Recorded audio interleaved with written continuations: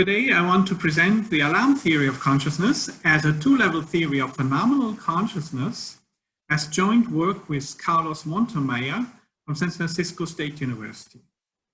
In our joint work, we want to answer the question, how can we adequately describe phenomenal experience?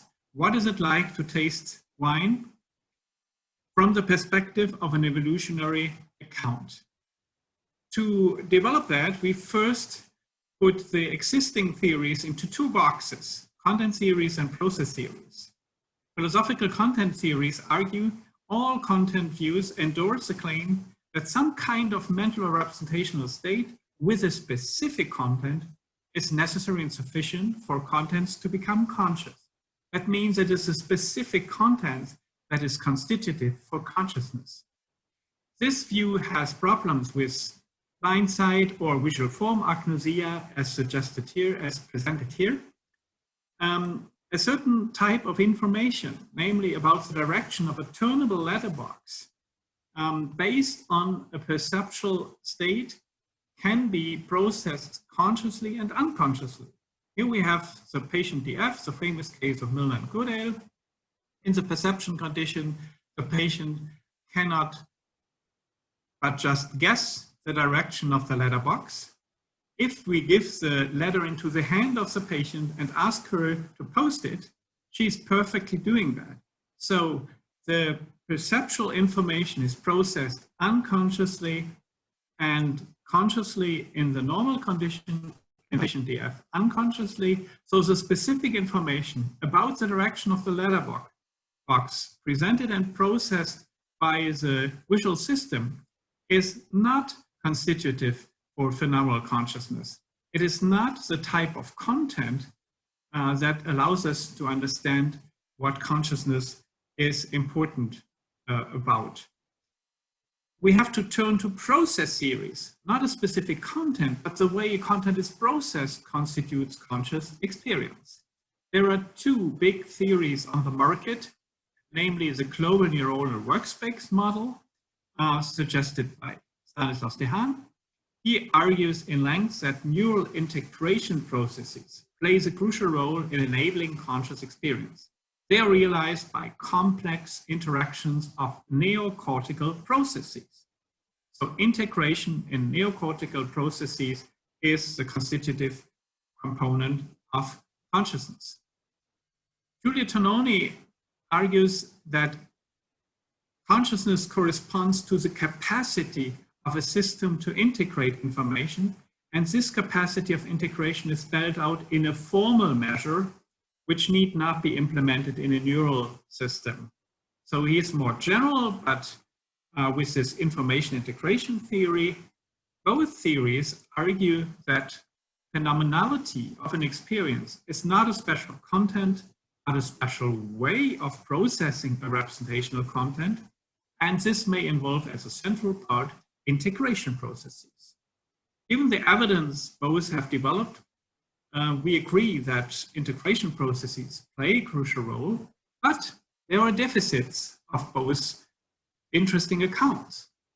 It remains unclear what the evolutionary role of consciousness is. Simply speaking, why did consciousness evolve at all? And both accounts ignore the important role of neural processes in the brainstem and in thalamic areas for consciousness according to recent discoveries. Let us in the next section now have a look at evidence for the relevance of the activities in brainstem and thalamus, so evolutionary very early neural areas for conscious experiences. Björn Merker highlights that consciousness can be realized by the activation of those evolutionary old brain areas independently from neocortical activations. His standard example is hydroencephalic children. They do not have a neocortex, but they still clearly enjoy a basic form of consciousness. Furthermore, studies of cats with a removed cortex show that cats are still able to move purposefully, orient themselves to their surroundings by vision and touch, and are capable of solving a visual discrimination task. So it seems to be that brainstem and thalamus play a crucial role in enabling this kind of basic consciousness we observe in hydroencephalic children and in cats without cortex. Now we have more specific evidence in recent, highly interesting studies about specific areas in the thalamus. First, have a look at central lateral thalamus demonstrated by an interesting study of Redimbo et al. They anesthetized macaque and then started a deep brain stimulation of central lateral thalamus. This stimulation functions as an on-off switch. Stopping the stimulus has the immediate consequence for the apes of falling back into anesthesia again.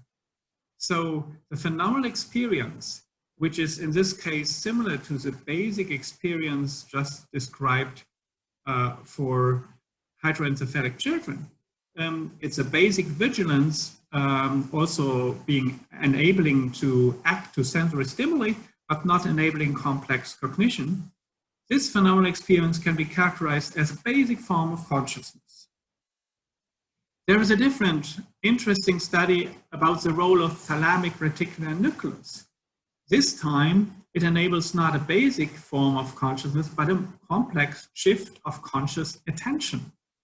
In the study of Wimmer et al. 2015, mice had to focus either on a visual or an auditory stimulus, which was cued by,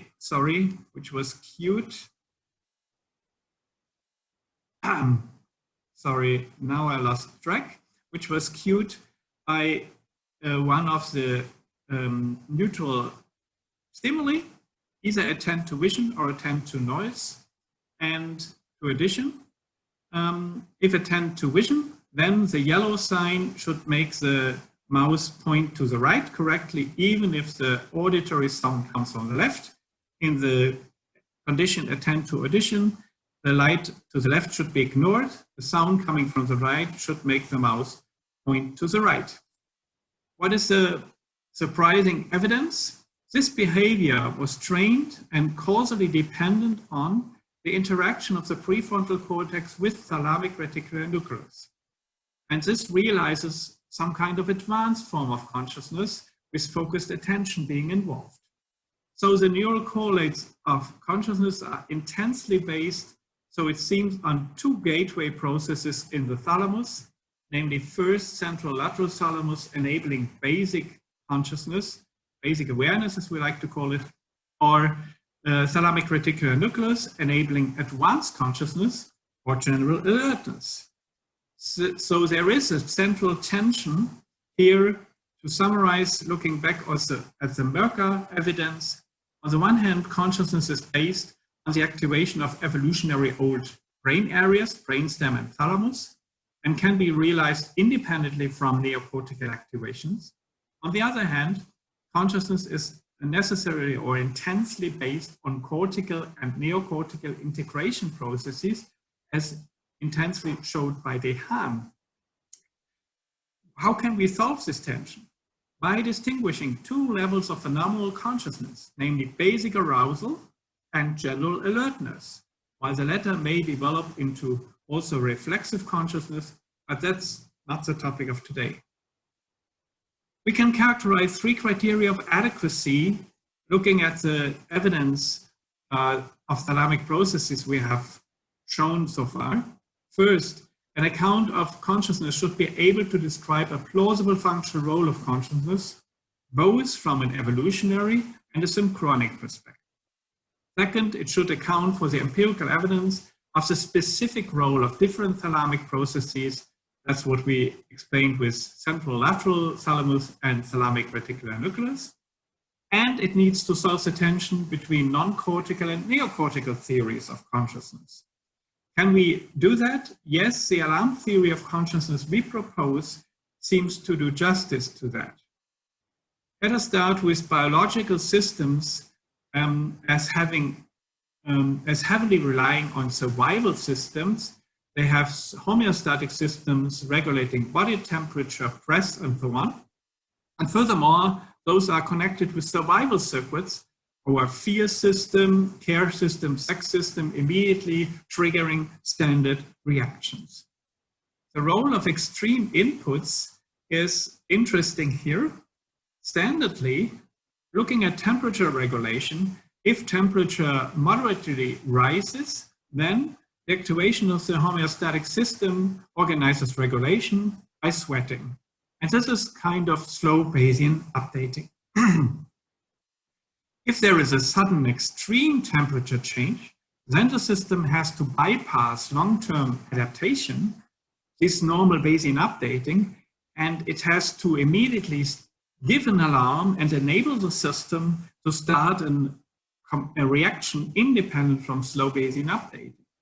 This phenomenal experience can explain exactly this role of activating and keeping a survival circuit as a strong motivational force and bypass slow Bayesian updating and immediately start a survival reaction based on a survival circuit.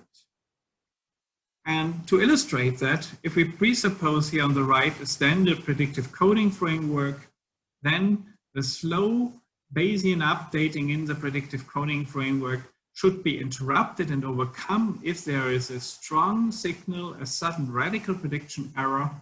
Then the basic arousal can help to trigger the survival circuit and maintain this kind of stopping slow Bayesian updating and just starting the survival circuit with one action. In the case of more general alertness, this is in addition triggering an instantaneous problem-solving tool, which then in interaction with the survival circuit may not only start one action, but enable the possibility of actions where one is then realized and selected. So there can be a more advanced and more complex reaction to such a challenge.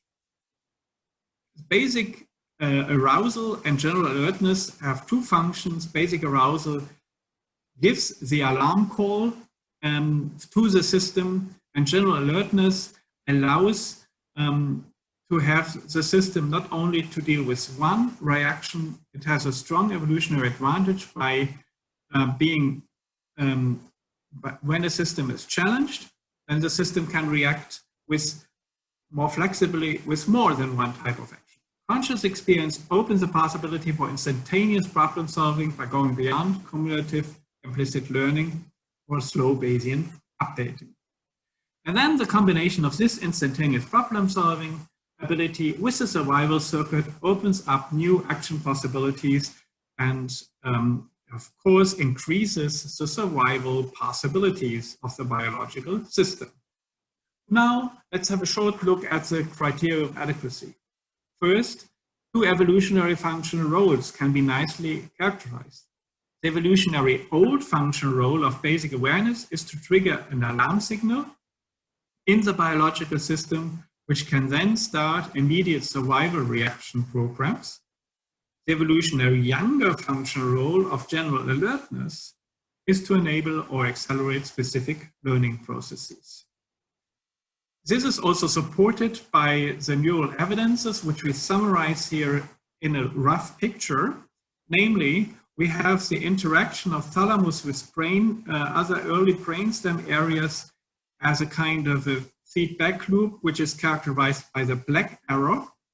And this seems to be an essential basis for basic arousal, while in addition, the vertical, the horizontal loop, which feeds cortico-cortical interaction with feedback to the thalamus, seems to be the central additional loops enabling general alertness.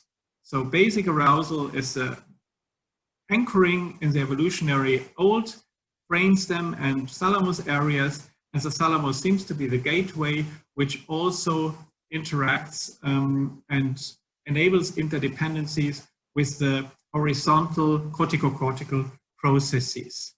Conclusion is, basic arousal has a role of activating and keeping a survival circuit and enables bypassing slow Bayesian updating or substituting it.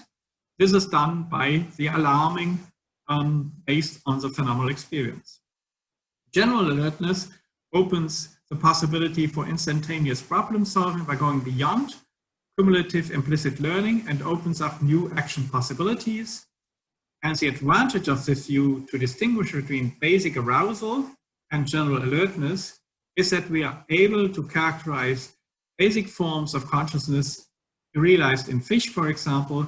They may be best characterized as cases of basic arousal, while the cases of mice in the Halassa study are different. They are able to realize general alertness, and it remains an open question how general alertness then evolved into reflexive consciousness for some species. But this is going beyond this talk.